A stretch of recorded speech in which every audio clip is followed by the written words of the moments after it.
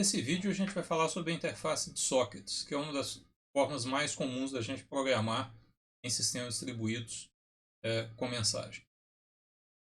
Na programação orientada a mensagens, uma das características principais que a gente tem é o uso de uma interface simples, como é o caso da interface de sockets ou sockets. É um padrão bem antigo que foi desenvolvido junto com o sistema operacional Unix e originalmente criado na linguagem C, mas hoje em dia existem implementações em várias outras linguagens.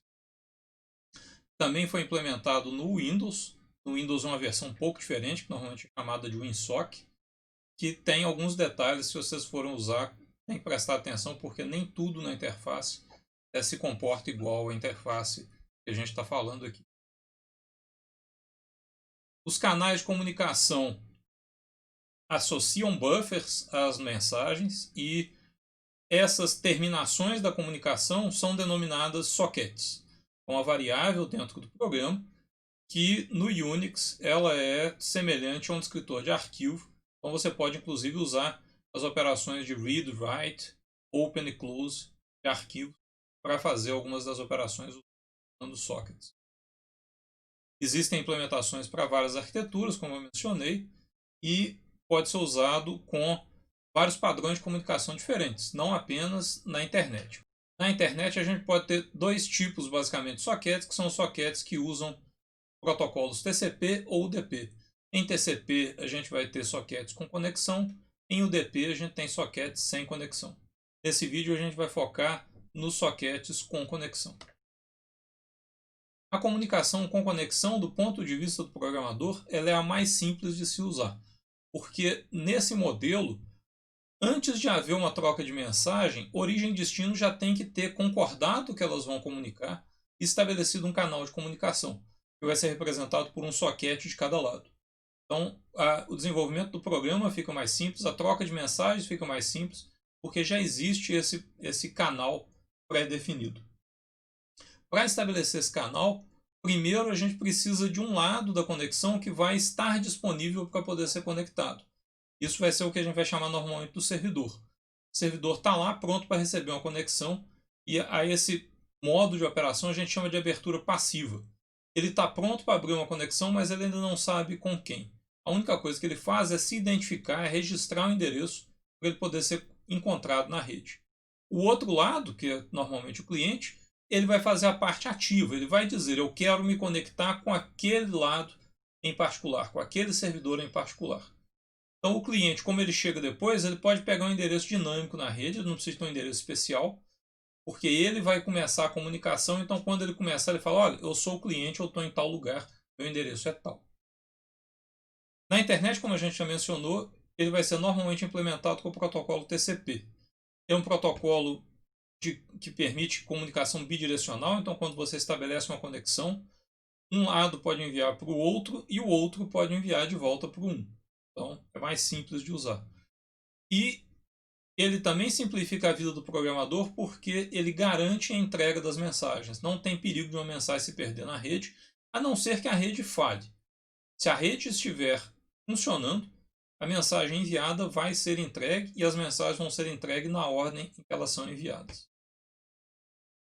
A primeira parte, então, que é a parte da abertura passiva e ativa, a gente precisa determinar para os dois lados da conexão um endereço.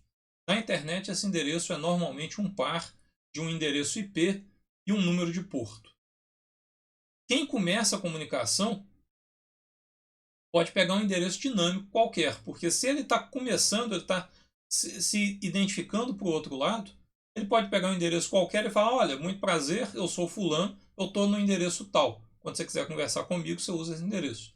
Agora, por outro lado, quando ele vai conversar com o outro lado, ele tem que saber como é que ele identifica o outro lado. Esse endereço já tem que estar definido. Então, é preciso definir a priori o endereço, ou então ninguém vai conversar com você. Você vai ficar lá sozinho sem ninguém te achar. Então, esse tipo de processo é chamado de um bind. O servidor ele tem que fazer um bind, se identificar em um endereço bem definido, onde os clientes vão ter que saber a priori que ele já está colocado lá. No processo de utilização da comunicação em sockets, servidor e cliente têm que passar por várias fases. Então o servidor começa fazendo a abertura passiva. Já que ele tem que estar esperando os clientes chegarem, ele tem que chegar primeiro e dizer que ele está parado em algum lugar pronto para receber conexões. O cliente, então, quando ele começa, ele completa a abertura de uma conexão para o servidor. Então ele faz a abertura ativa, que vai se conectar e criar uma conexão com o servidor. A partir desse momento, o servidor pode, por exemplo, receber pedidos, receber mensagens. Para que isso aconteça, então, o cliente tem que mandar um pedido, tem que enviar uma mensagem. E depois que ele envia o pedido, ele normalmente vai ficar esperando por uma resposta. Já o servidor do outro lado pode então fazer o envio daquelas respostas com uma outra operação dentro da interface de sockets. Depois disso, eles podem fazer isso algumas vezes e depois eles terminam e fecham a conexão. Nota que esse modelo de envio de pedido e envio de resposta, ele não é o único que pode ser usado com sockets. Existem vários outros padrões de comunicação que a gente pode criar tendo uma forma de mandar mensagem de um lado para o outro. Estou usando simplesmente aqui como exemplo uma forma mais simples que a gente também já viu no caso de chamada de procedimentos remotos. A interface exatamente ela é composta por uma sequência de chamadas, de primitivas de comunicação que estão ilustradas nessa figura. Então a primeira coisa que cliente e servidor tem que fazer é criar o socket, criar a estrutura de dados que eles vão usar, a chamada socket. Depois a gente viu que o servidor tem que fazer a abertura passiva e tem que fazer o bind, se identificar no sistema para dizer qual é o endereço que ele está usando. Então isso é a abertura passiva, que tem um bind, e depois que eu me ligo ao endereço, eu tenho que fazer um listen para dizer estou aqui pronto para ouvir pedidos de conexão. O cliente agora faz um connect, é a parte da abertura ativa, e o servidor, para receber uma conexão, depois que a conexão está aberta, ele tem que chamar a função chamada accept para dizer que ele está pronto para receber a conexão. Depois disso, para trocar mensagens, cliente e servidor podem usar mensagens send e receive na ordem que for necessária para estabelecer a comunicação. Quando a conexão termina, quando não é mais necessária, os dois lados podem fazer o fechamento da conexão para liberar recurso do sistema operacional. Vamos então ver agora o código de um cliente usando sockets. Então essa é a sequência de chamadas que um cliente teria que fazer. E em Python, a gente começa importando a biblioteca de sockets, criando o socket. Os parâmetros AFNet e SockStream é para dizer que esse é um socket que vai funcionar na internet e vai funcionar com TCP/IP. Então, vai funcionar no modo stream. Aí eu faço o connect e aí eu tenho que dizer qual é o endereço do servidor ao qual eu quero me conectar. Isso tem que ter sido definido a priori. Nesse caso, um servidor que está na mesma máquina no porto 5555. Aí eu posso mandar mensagens. Nesse caso, eu estou mandando no string hello world. E eu posso receber mensagens. Nesse caso, eu estou recebendo uma mensagem que pode ser de até 1024 bytes, mas ela pode ser menor. Aí eu escrevo a mensagem que eu recebi e termino a conexão. Esse é um cliente simples. O servidor, se a gente lembrar dessa sequência, ele é um pouquinho mais complexo porque ele tem algumas operações a mais que ele precisa de fazer. Então ele começa da mesma forma, criando um socket que vai funcionar na internet com TCP. Depois ele tem que fazer o bind e o listen. No bind ele está dizendo, eu quero me ligar no porto 555 dessa máquina local onde eu estou. E aí ele passa a receber, esperar por conexões com a chamada listen. Quando ele estiver pronto para receber uma conexão, e nesse caso aqui é um servidor simples, então a próxima coisa que ele vai fazer é receber uma conexão, ele chama a função accept, onde ele vai receber um socket de conexão, que nesse caso é o con, e o identificador do endereço onde que está o cliente, se eu quiser indicar qual é o endereço do cliente que se conectou a mim. Depois eu entro na parte de troca de mensagens, aí eu uso send e receive, como a gente já viu antes. Nesse caso, eu tenho um esquema para terminar o servidor, para parar a conexão na hora que o servidor não estiver mais recebendo dados. Então, se eu tento receber dados e não vem nada, então eu interrompo aquela conexão. Se eu recebo alguma coisa, esse servidor simplesmente manda de volta a mesma coisa que ele recebeu. E no final, ele fecha a conexão quando ele não tiver recebido. Esse é um servidor bastante simples e com esse código básico vocês podem construir aplicações que se comunicam por mensagens de forma bastante trivial. Existem alguns aspectos de sockets que são importantes de se ter em mente porque eles afetam um pouco a forma como a gente programa. A primeira coisa que é importante ter em mente é que quando a gente comunica usando sockets, o que a gente está enviando de um lado para o outro são bytes. Então, send e receive são chamadas que manipulam bytes. Então, eu tenho que ter certeza, na hora que eu estou enviando os dados, que os bytes que eu estou enviando estão representando da forma certa o que o cliente espera receber. Em C, por exemplo, como a representação de variáveis em C já é muito próxima do hardware, se eu estou mandando inteiros ou caracteres, basta eu usar as variáveis diretas que já são manipuladas em C. O único cuidado que eu tenho que ter é a representação da ordem dos bytes, porque a gente pode ter máquinas que são little endian ou big endian, e isso afeta a sequência dos bytes que estão dentro da memória. Por exemplo, se eu quero enviar um inteiro, eu tenho que definir a variável inteira e eu tenho que definir a variável que é a minha mensagem. E na hora que eu vou colocar a mensagem para ser enviada, eu tenho que chamar essa função h2nl para converter o inteiro que eu estou manipulando dentro do meu programa para a representação que eu vou enviar pela rede. Aí sim eu faço um send usando aquela variável, a MSG, e eu mando os bytes que representam aquela variável. Para receber, a mesma coisa. Eu recebo uma variável que vem a mensagem do jeito que ela chegou da rede, MSG, e para poder colocar numa variável inteira que eu vou ser capaz de manipular no meu programa, eu tenho que chamar a função n2h para converter do formato da rede para o formato do host aquela mensagem que eu acabei de receber. Então esse é um cuidado que tem que ser feito em C. Em Python, a representação é a representação da máquina virtual Python. Então eu preciso também converter para um formato de rede, porque mesmo que eu esteja conversando entre máquinas que estão rodando Python, a representação de máquina virtual pode mudar de uma máquina para outra. Então, esse exemplo é um pouco mais sofisticado. Ele manda um inteiro sem sinal, que é um byte, um inteiro com sinal, um string e um número de ponto flutuante.